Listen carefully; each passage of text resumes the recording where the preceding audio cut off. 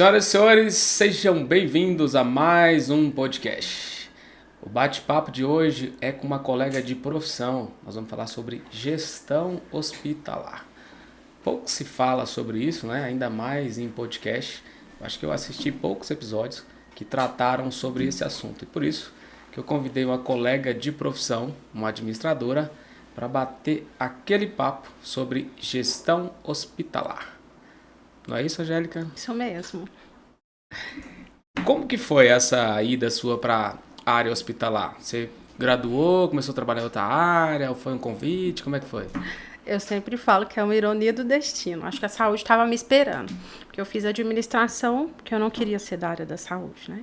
Tinha alguns familiares que eram da área da saúde. Você tentou correr. Não teve jeito. E aí eu formei em administração. E na época eu fiquei naquela dúvida. Administração, psicologia, o que é que eu faço? Sempre tive uma quedinha ali para a área de psicologia, a parte comportamental. Aí eu, não Engraçado, temos mais um ponto em comum. Quando eu fazia faculdade, eu sempre pensava assim, se eu for fazer mais um curso superior, eu quero fazer psicologia. Porque agrega muito, né, na nossa atividade. Eu ainda tenho essa vontade. Quem sabe agora, né, que eu tô na área da saúde. E aí eu não vou mexer com psicologia, estudar anatomia, não é comigo. Então, vou estudar administração. Naquela época, eu já trabalhava em escritório, então, formei em administração. E aí, eu fiz um estágio na época, numa concessionária de energia. Então, quando eu estava terminando o meu estágio, eu consegui uma vaga de assistente administrativo num hospital. De lá para cá, nunca mais saí da área da saúde, não. E aí você começou de assistente, depois foi para qual função? Na verdade, eu comecei de auxiliar administrativo. Era auxiliar administrativo, depois me tornei assistente, depois me tornei analista e depois supervisão. Tá. Hoje eu atuo como supervisora. E é mais difícil gestão hospitalar do que gestão em outras áreas, pela a experiência que você tem? A experiência que eu tenho é gestão hospitalar, né? Assim, as experiências que eu tive anteriormente, por mais que tenham sido administrativas... Mas não chegou a cargo de gestão? Não, mas teve um momento que eu cheguei a ser líder de equipe. Então, assim, querendo ou não, você tinha que lidar com pessoas, com diferentes pessoas, diferentes opiniões, então você tem meio que um feeling do negócio. Certo. Mas gestora mesmo, o nome de gestão eu tive agora na área hospitalar. E... apaixonou e não quis sair mais? Eu sou apaixonada no que eu faço. Acho a saúde linda. E qual que é o maior desafio da área hospitalar? Porque eu atuo como consultor em diversas áreas e sou curioso para atuar nessa área porque ainda não surgiu um cliente. Na verdade surgiu, mas negociar com o médico, gente, não é muito fácil não.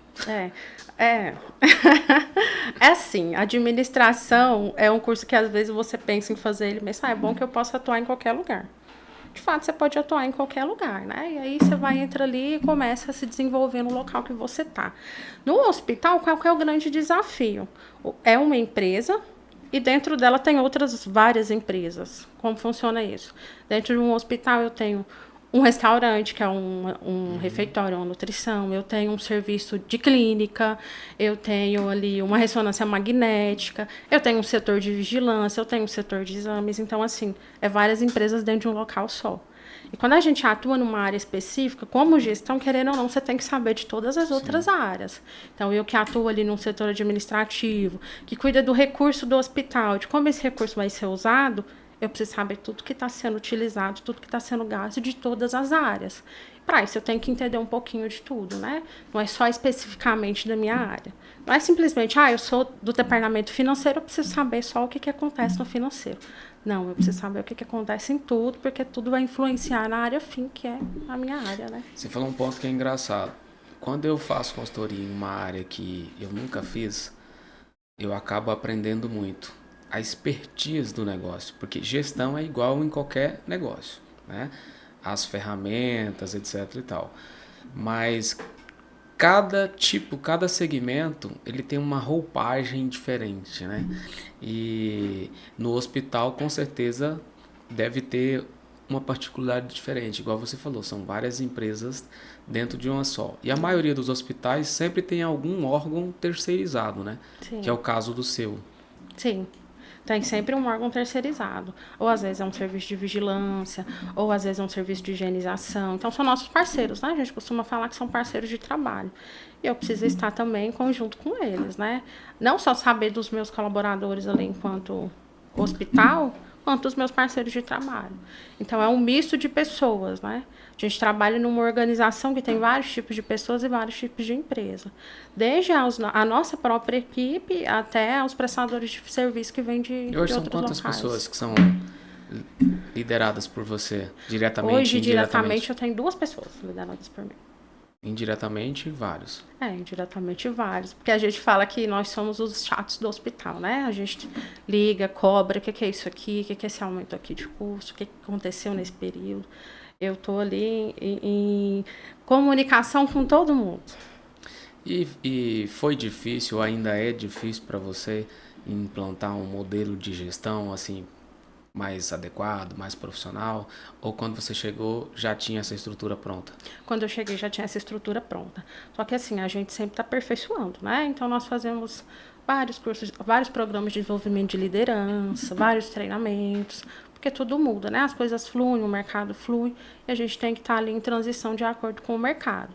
Então, quando eu cheguei, já tinha esse modelo, e a gente foi com o tempo aperfeiçoando e inovando mais ainda ele.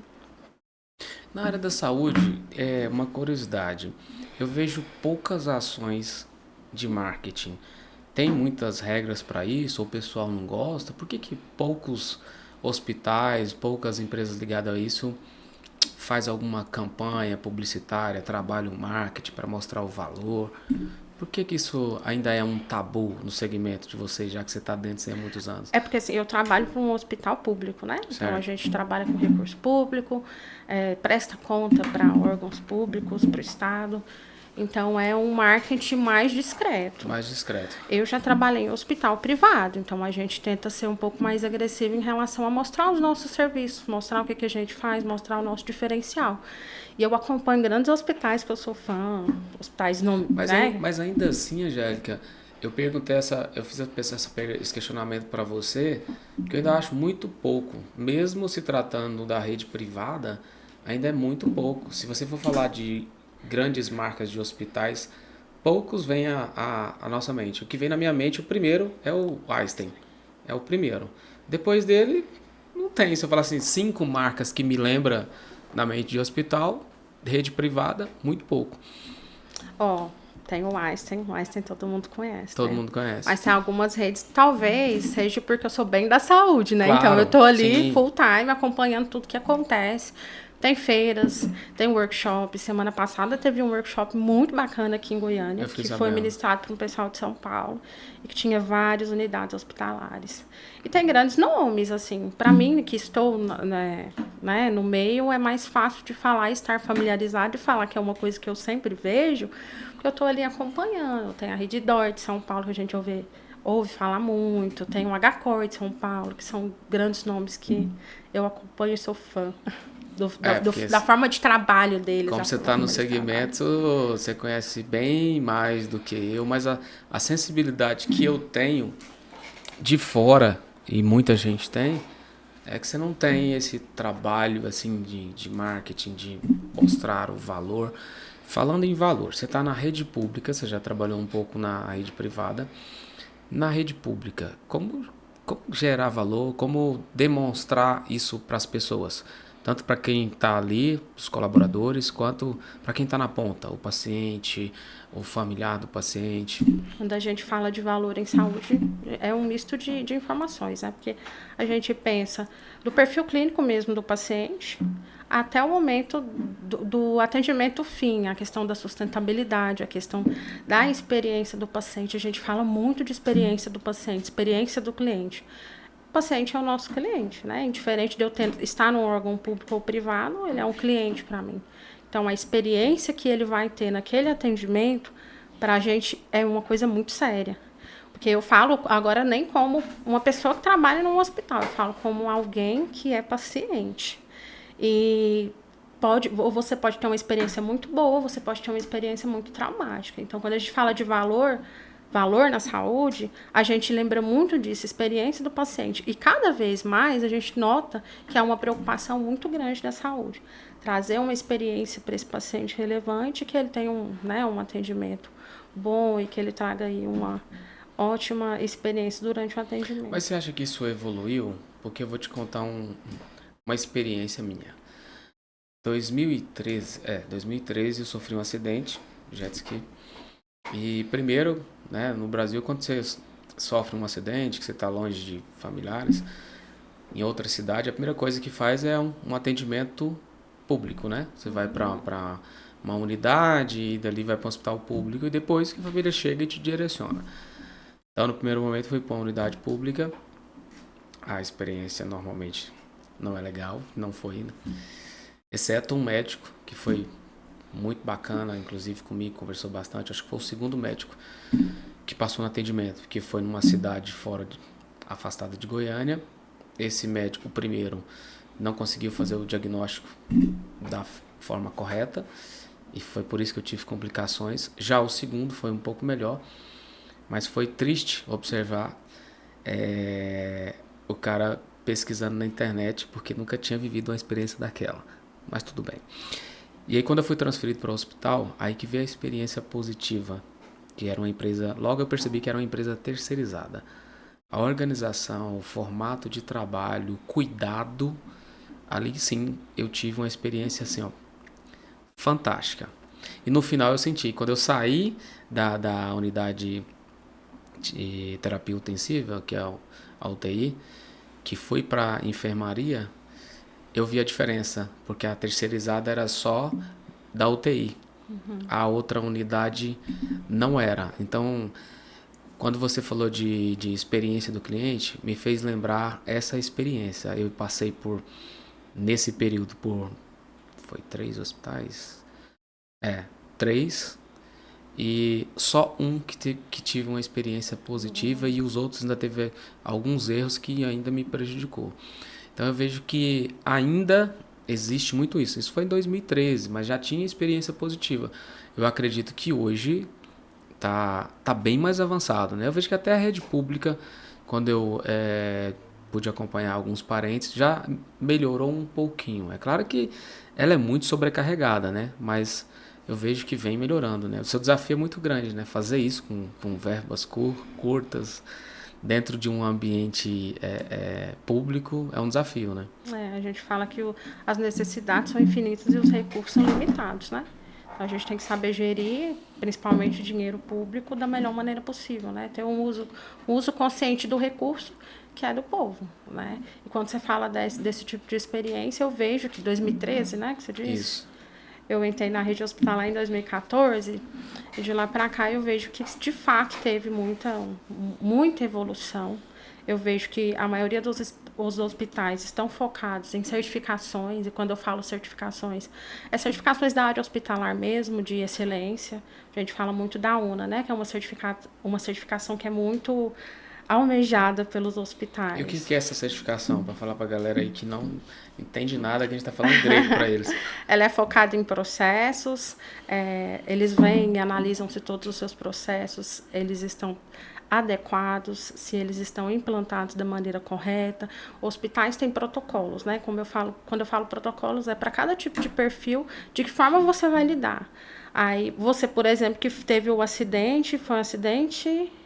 Foi um acidente de jet ski e aí eu tive uma congestão, né? Então, porque inalou água no pulmão, então eu tive que ficar na UTI para limpar o meu pulmão, não, só respirava com aparelhos para ir, como ele se diz, tratando igual uma criança, né? Desmamando o pulmão de novo para ele voltar a funcionar normal.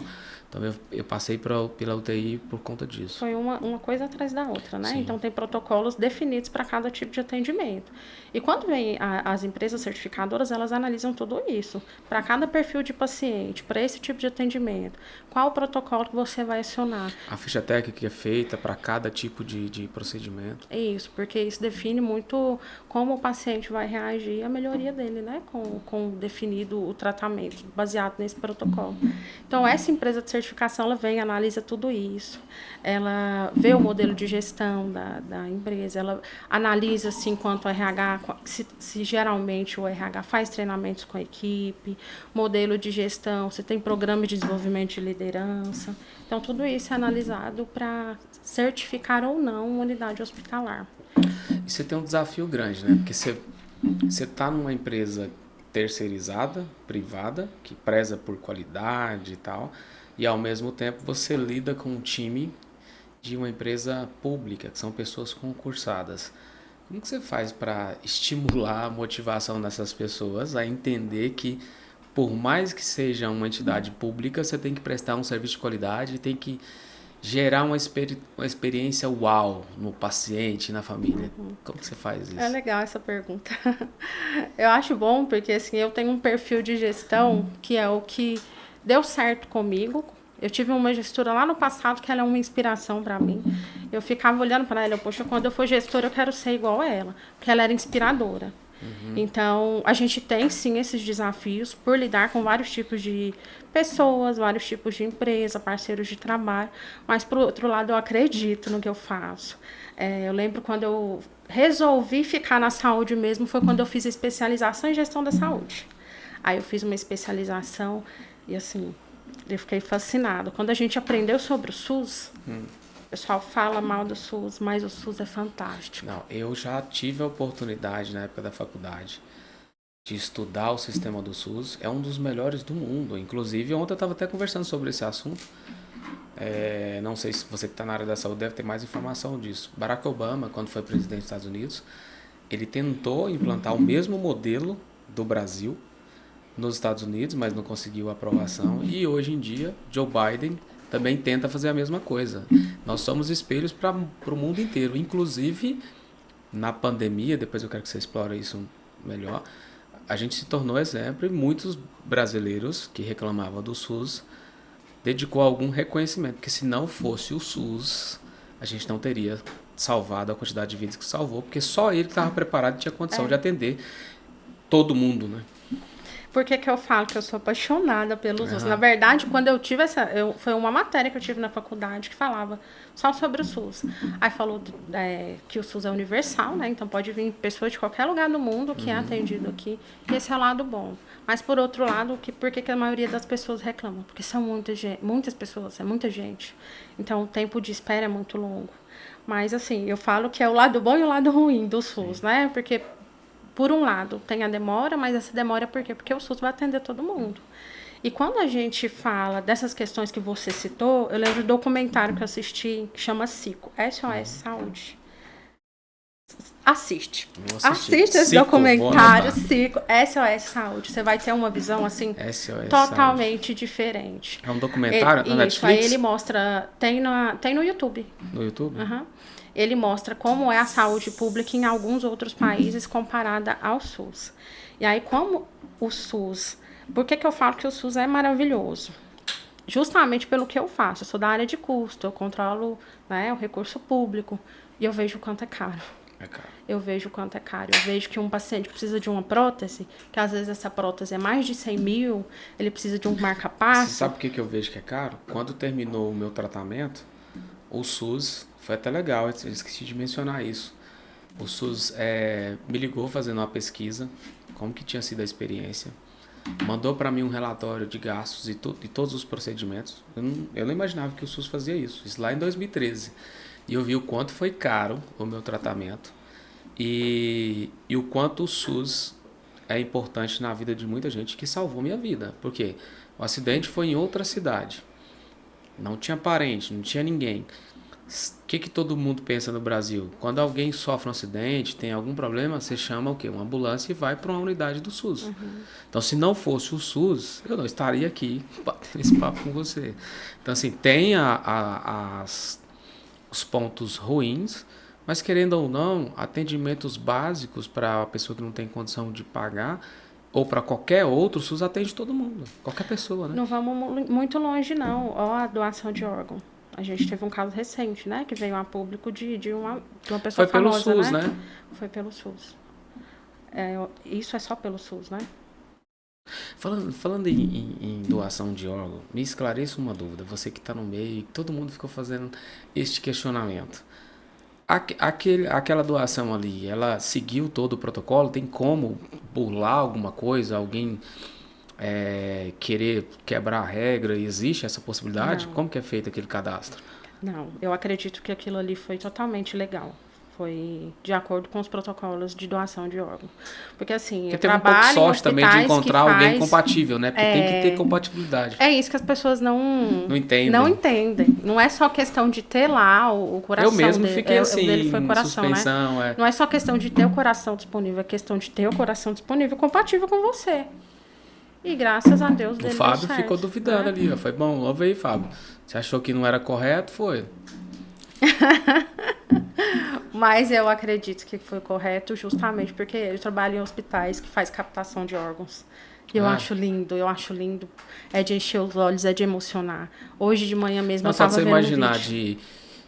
de você ter uma pessoa que faleceu e ao mesmo tempo salvou a vida de outro, né? Estendeu um pouco mais a vida, né? E eu sou totalmente a favor. Eu falo para minha família, ó, se em algum momento eu não estiver mais aqui e eu puder, porque assim, tem todo, né, questões que são avaliadas, se você pode ou não ser doadora de órgão.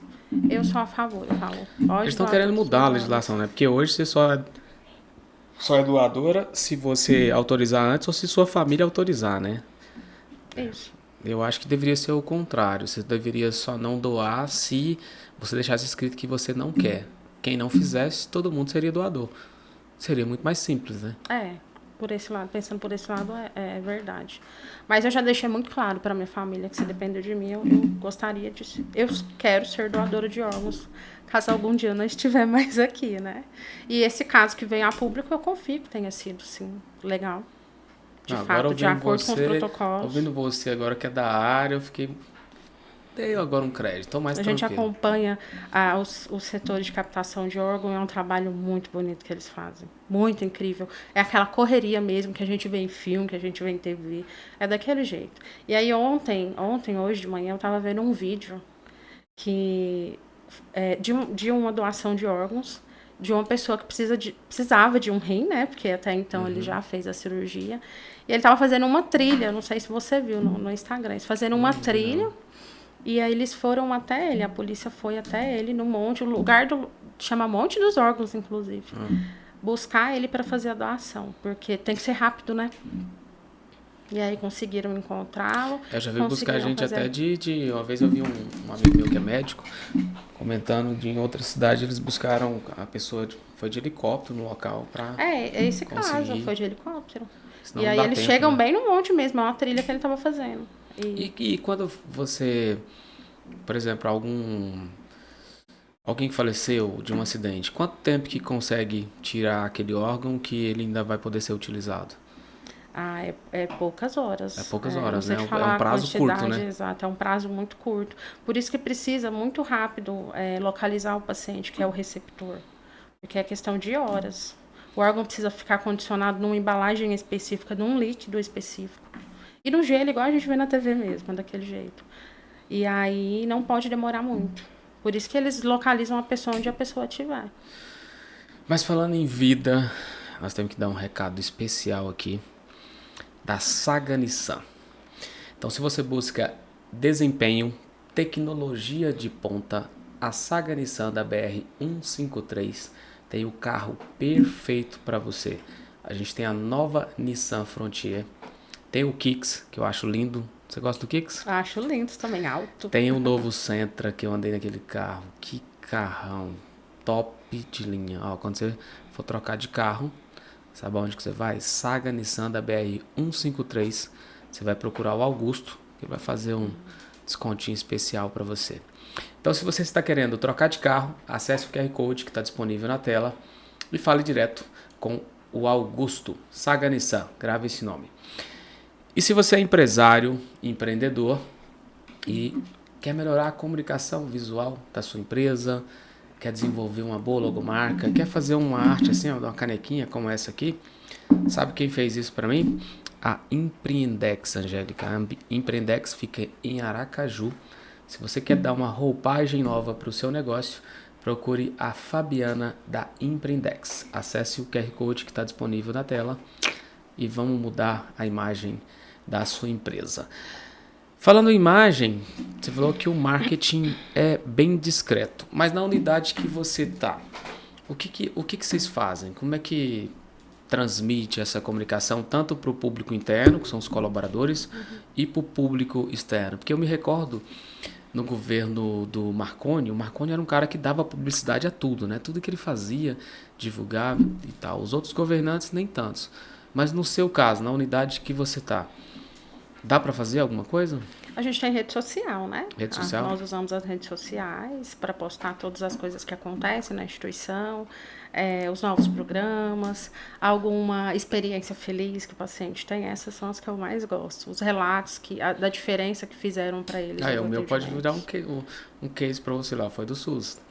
Não foi da sua unidade, mas foi do SUS. Mas a experiência é legal de contar, né? Do que deve e não ser feito. Porque ainda mais porque a gente ouve muita reclamação, a maioria das pessoas reclamam do SUS, né? Eu tenho experiências negativas, mas tenho experiências positivas também. E os seus liderados, como que funciona os treinamentos? Tem uma verba destinada já pela parte do hospital, a parte pública? Ou é vocês que convencem? Como é que funciona isso? Não, geralmente os treinamentos somos nós mesmos que fazemos. Até porque a gente tem uma equipe muito capacitada, sabe? Professores, docentes. Eu vi algumas fotos suas no Instagram, dando treinamento. Então, nós damos esses treinamentos. A gente não usa o recurso público para esse fim. Não que seja uma coisa errada, mas a gente usa exclusivamente para o atendimento do paciente. Certo. Então, os treinamentos que a gente tem geralmente são ministrados por parceiros, por nós mesmos, por a nossa própria equipe, que são um pessoal mais engajado, que tá ali na unidade hospitalar, não só ali, mas também está dando aula lá na faculdade, tem outro vínculo empregadício, então eles trazem essa robustez de fora também para poder dividir ela com a gente. Legal. E você começou no hospital, foi uma surpresa, não foi planejado. E depois você se encantou. Você fez algum curso dentro dessa área hospitalar, tirando essa parte técnica da especialização, além dessa especialização hospitalar? Você fez mais mini cursos de aperfeiçoamento? Sim. A gente sempre faz, né? Todos os anos tem um programa de desenvolvimento de liderança, cada ano é focado num tema. Esse ano a gente está focado em processos, melhoria contínua, processos de melhoria. Além disso, tem os cursos e workshops que a gente participa também, igual esse que eu citei o exemplo do que nós tivemos semana passada. É um parceiro que é de São Paulo e veio e trouxe. Isso é tudo custeado pela empresa que você trabalha? Não é custeado, né? Sem custo algum. É por parceiros mesmo de trabalho. Só por parceiros. E eu faço os meus, né? Além da especialização, eu também já fiz outros cursos de capacitação na área que eu trabalho, que é de custo hospitalar. Cursos, mini cursos. Além da especialização de gestão na saúde, eu tenho a especialização de controladoria, porque eu trabalho num hospital focado em controladoria, na área de controladoria. E como que funciona essa controladoria? Deve ser um desafio, hein? Porque assim, eu volto a falar o que eu falei anteriormente, né? Eu estou lidando com dinheiro público. Então, a responsabilidade, a gente presta conta de tudo. Então, a gente faz uma peça orçamentária, faz uma projeção orçamentária. O hospital, no próximo ano, ele vai custar isso. E a gente faz todo o controle durante o ano, se de fato está saindo conforme o planejado, né? Que é aquele orçado versus realizado. Então, a gente vem fazendo toda essa análise e fazendo as conferências, analisando os desvios, tentando entender por que não foi assim. Então, é um trabalho de muita responsabilidade. Mas é muito gratificante, né? E difícil quando tem corte de verba, né? Quando chega quem está acima de você, olha, o ano que vem não teremos a verba que tivemos esse ano. E aí a gente tem que fazer planos de ação para tentar encaixar naquela realidade que a gente tem. Você falou da questão da pandemia, a pandemia veio aí para nos provar isso, né? Quão difícil foi, porque é um cenário que ninguém esperava.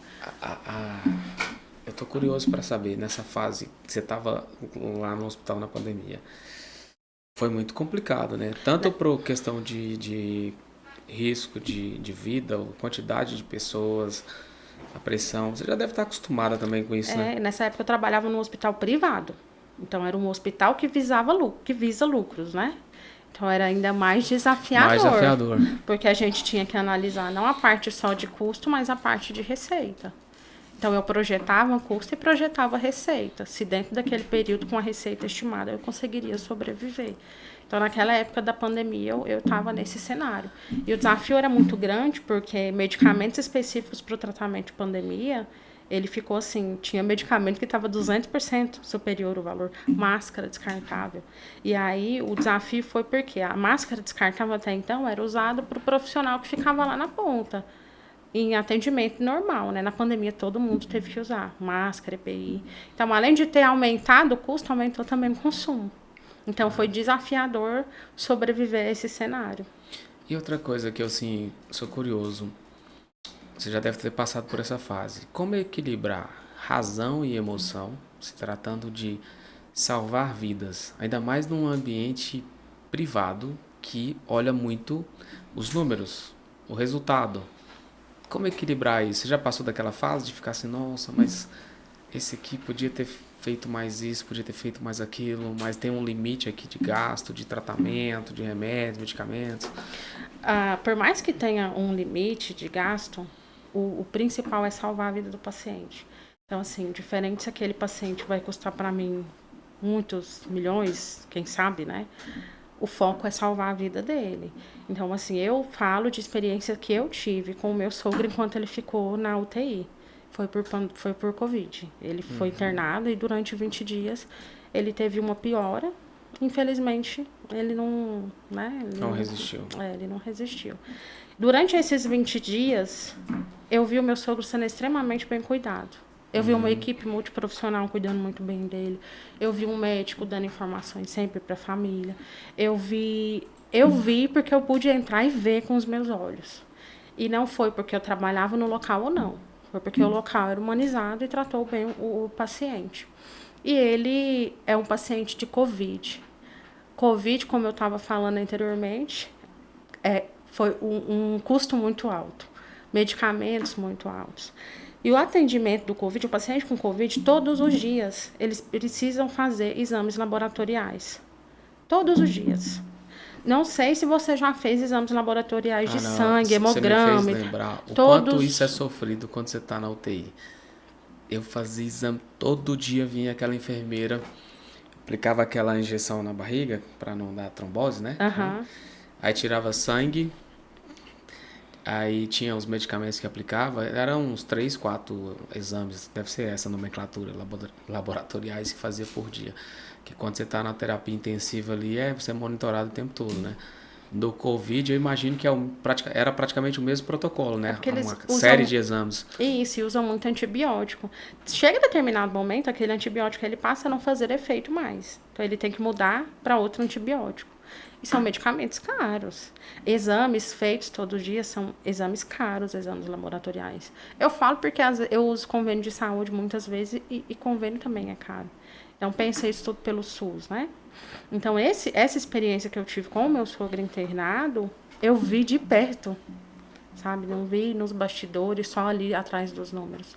Eu vi de perto que o atendimento ele é feito de acordo com o que o paciente de fato precisa, de acordo com como ele vai reagindo ao tratamento, né? Meu sogro entrou sem nenhuma comorbidade no hospital, ele entrou com Covid. E ele adquiriu comorbidades que o Covid causou. Então, ele precisou fazer hemodiálise, nunca teve problema de rim. E ele fez hemodiálise todo esse tempo que ele ficou lá, fora o período que ele ficou na UTI.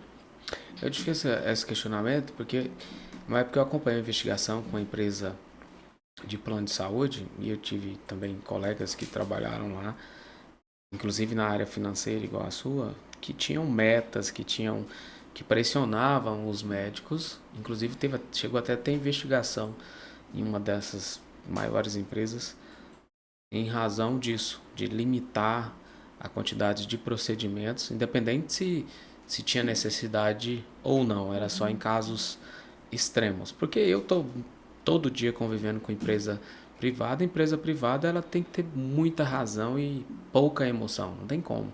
Diferentemente de uma empresa pública, lucro, né? Que visa lucro, infelizmente, né?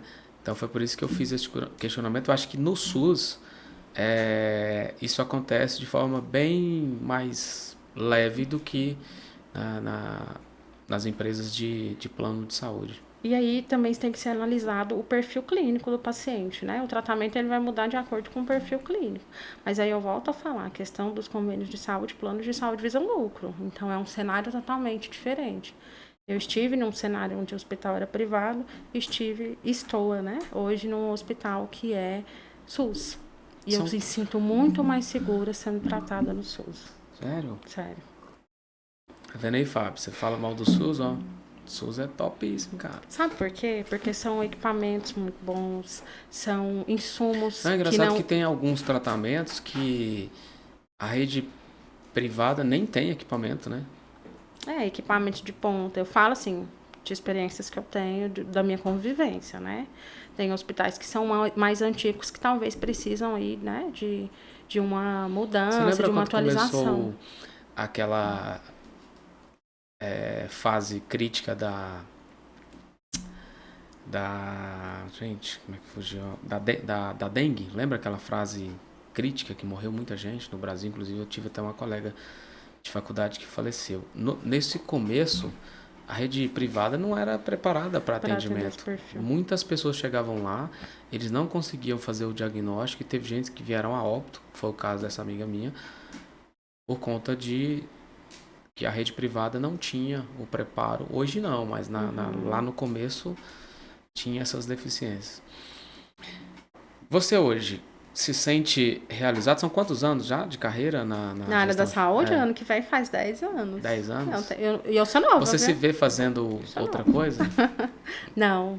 Semana passada eu estava conversando com um colega. Não, eu sei que você é, não vou perguntar a idade. Eu me vejo fazendo outra coisa, mas na saúde. Na saúde. Na saúde. Hoje eu me encontrei na saúde. A parte mais de gestão, que é o que você faz, a parte financeira, liderança, processos, a sua empresa já tem isso tudo mapeado, esses modelos todos prontos, ou você ainda faz isso? Não, desenvolve? A gente trabalha com mapeamento de processos, com mapeamento de riscos, tudo isso a gente já tem tudo muito bem estruturado. É uma empresa muito bem estruturada.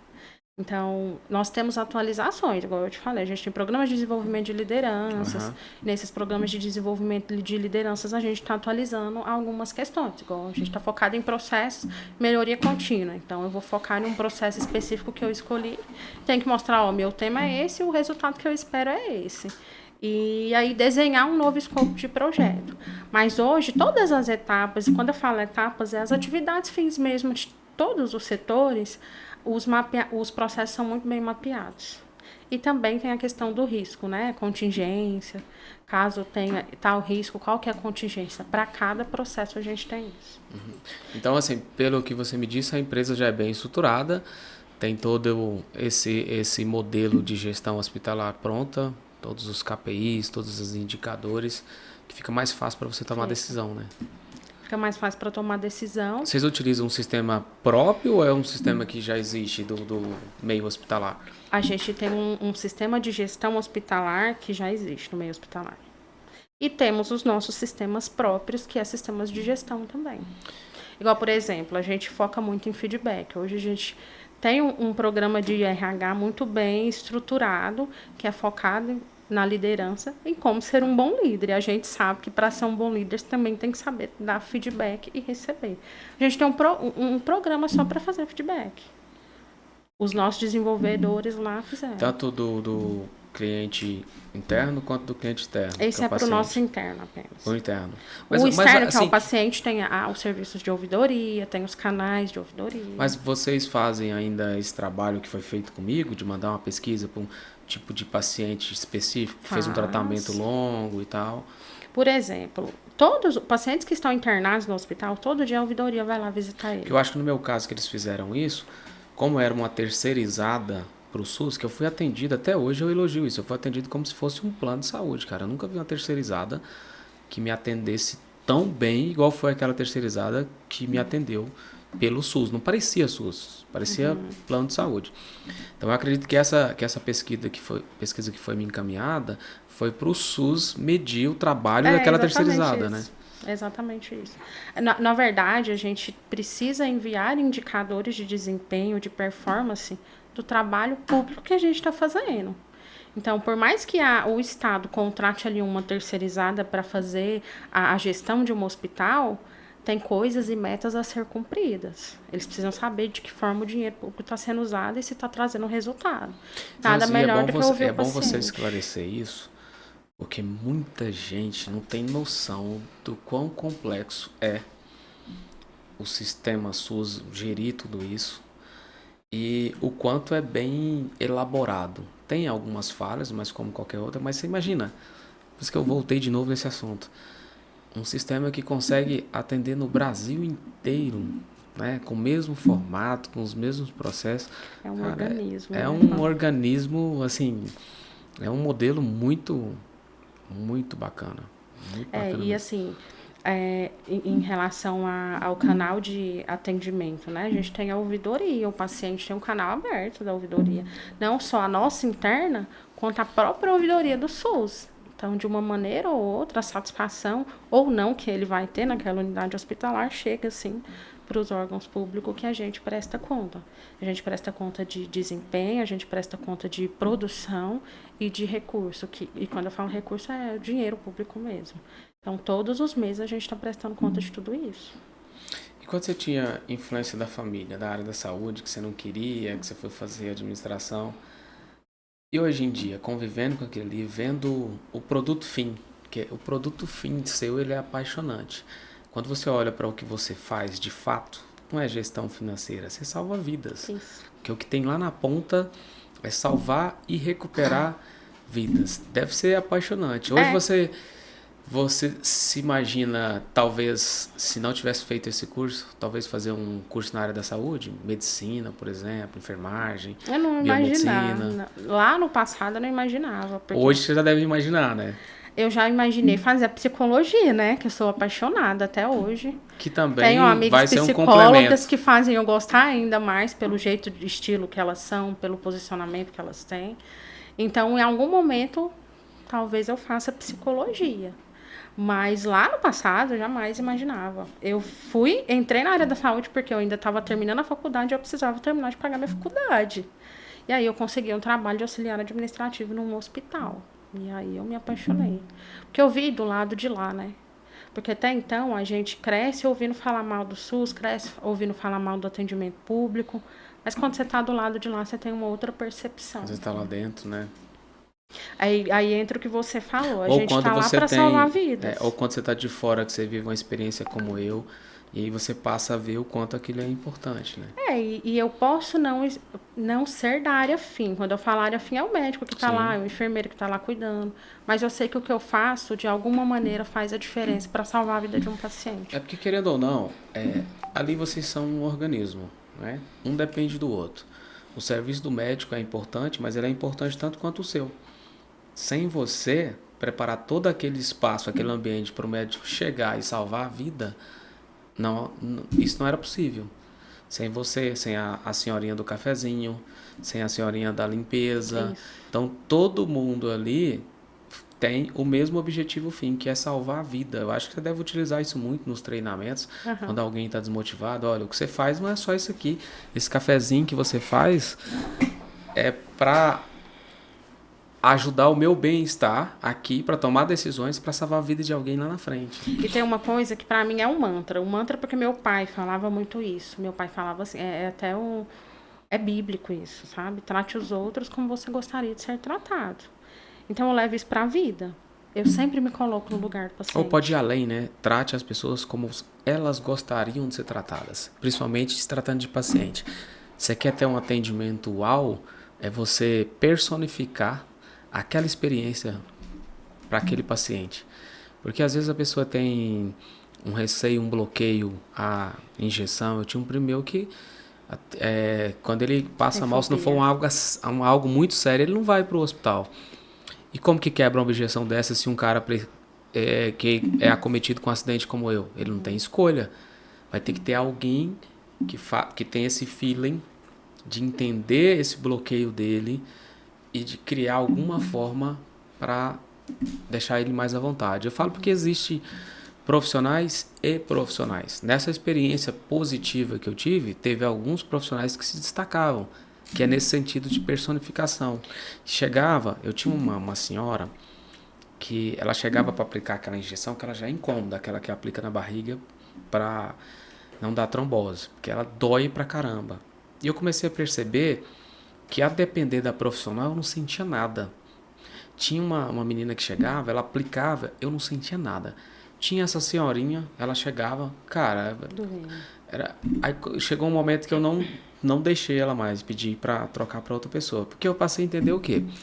Se era a mesma injeção, a mesma quantidade, estava dependendo do profissional, não era o medicamento em si. Então eu acho que essa personificação e esse cuidado que você deve trabalhar muito bem, que é o diferencial da experiência. Conversar com o paciente quando ele chega, saber se tem algum bloqueio, porque todo mundo quando vai para o hospital, a maioria tem algum bloqueio. Eu não sou um cara que nunca tive medo de hospital. Ainda bem, não tive medo de hospital, que eu já passei por internações por 3 vezes.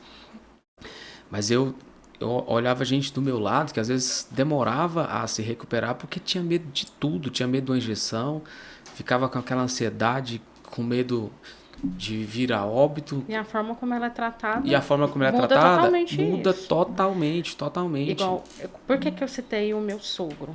Porque por mais que a gente tenha perdido ele, infelizmente, a equipe fez tudo o que precisava fazer. Eu vi fonoaudióloga acalmando ele, porque aí ele usava aquela máscara, né, de oxigênio, que, né, na cabeça toda. E dói, porque dá uma pressão muito grande na cabeça. E ela acalmando ele com toda aquela calma, com toda aquela paciência. Pensa, uma profissional que está ali já o dia todo, com pacientes com o mesmo perfil. A gente passando por uma pandemia, a pessoa que passa por um cansaço, exausta. Ainda com todo o cuidado, toda a paciência, falando de forma, sabe, amena, baixa, tentando acalmar ele. Isso faz toda a diferença para o paciente. Essa é a experiência que eu falo que... É engraçado que quanto mais você fala disso, me faz lembrar as experiências que eu tive em ambientes hospitalares que marcou a minha vida. Em 2000 acho que foi final 2014. Acho que foi 2014, foi logo depois do acidente. Eu tava com muitos problemas pessoais e tava entrando na doença do século, que é a depressão. Tava ansioso, não conseguia dormir, comecei a sentir uma dor no peito. E aí, por ter isso na minha árvore genética, eu pensei que eu estava com problema de coração. E aí eu procurei um cardiologista, fez uma bateria de exames. E aí quando eu cheguei para entregar ao médico, e eu ansioso, querendo um remédio, cheguei, ele olhou os exames. Aí ele falou assim: Josimar, você não tem nada. Eu falei: como assim, doutor, não tem nada? Você tá maluco? Eu tô sentindo uma dor no peito que parece que eu vou infartar. Aí ele falou assim: me conta, o que tá acontecendo com a sua vida? Olha a diferença do médico. Me conta o que tá acontecendo com a sua vida. Aí eu contei, falei tudo que estava acontecendo. Ele falou assim: olha, se fosse qualquer outro profissional, essa é a doença do século. Se fosse qualquer outro profissional, ele ia te dar algum medicamento e você ia ficar dependente pro resto da vida, que é o que a maioria está. Tomando remédio para dormir, tomando remédio para ansiedade. Você tá jovem, você vai se curar sozinho. E eu indaguei novamente: doutor, mas e essa dor que eu tô sentindo no peito? Ele falou assim: você já praticou atividade física? Eu falei assim: já, só que eu tô parado. Então, ele falou assim: você vai voltar a fazer atividade física.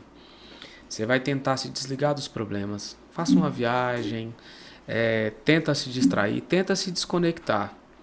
E entenda que a gente nunca vai conseguir resolver todos os problemas.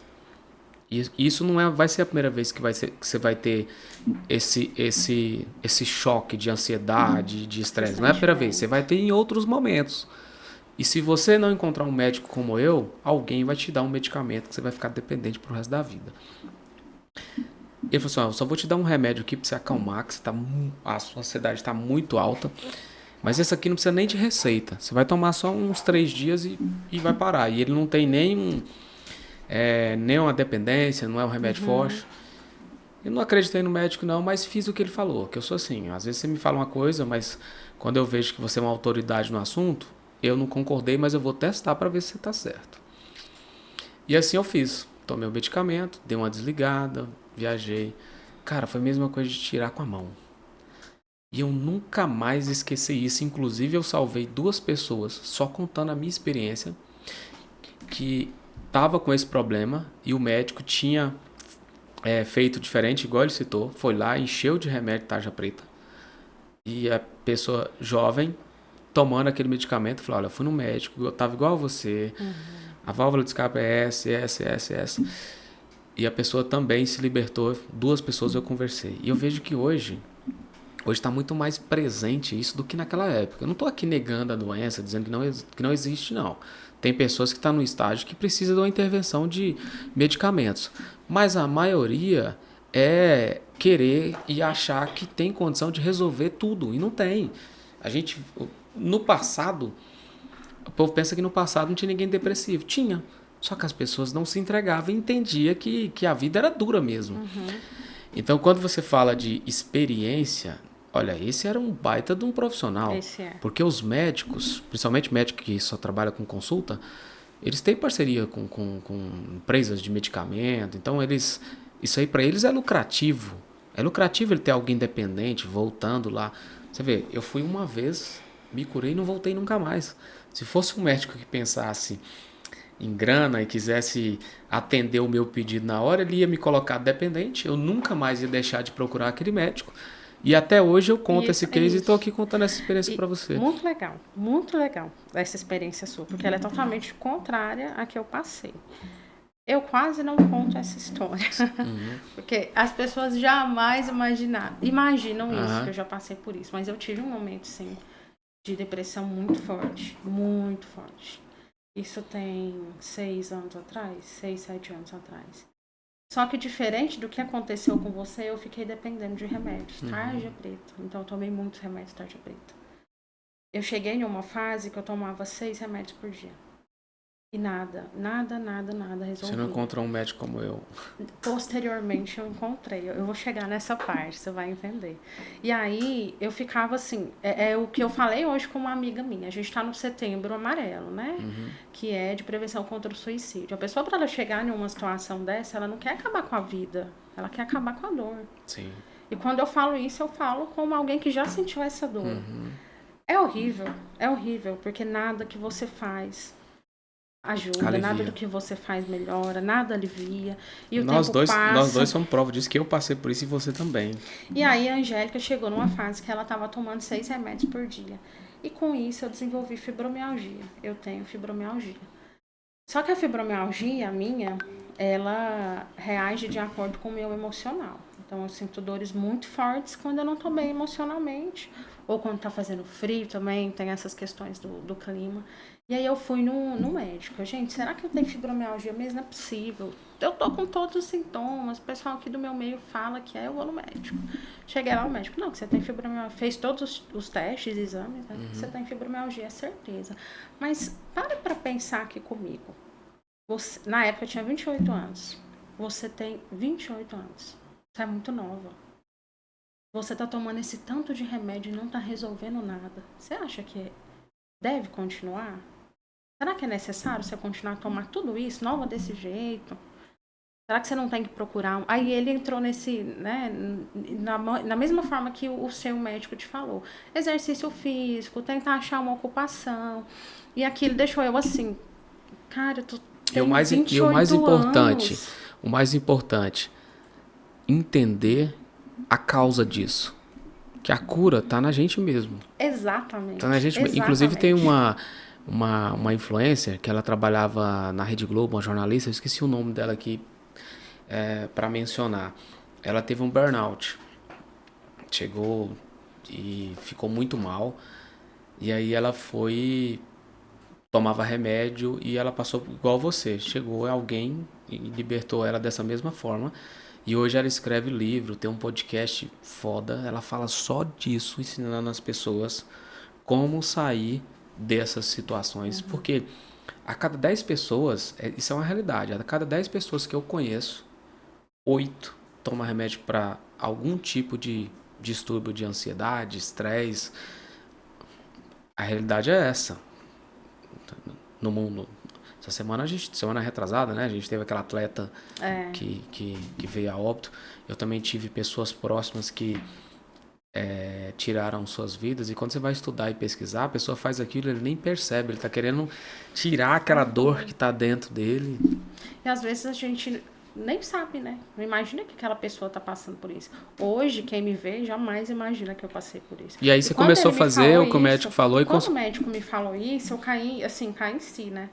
Gente, eu não quero isso pra minha vida. Pô, 28 anos, né? Tomando esse tanto de remédio. Se brincar, eu tomo mais remédio do que a minha avó. Nem meus pais tomavam, assim, são pessoas mais velhas, né? Uhum. E aí eu preciso mudar isso. E aí eu fui. Aí fui mudando o meu estilo de vida, fui achando coisas que me trouxessem mais propósito.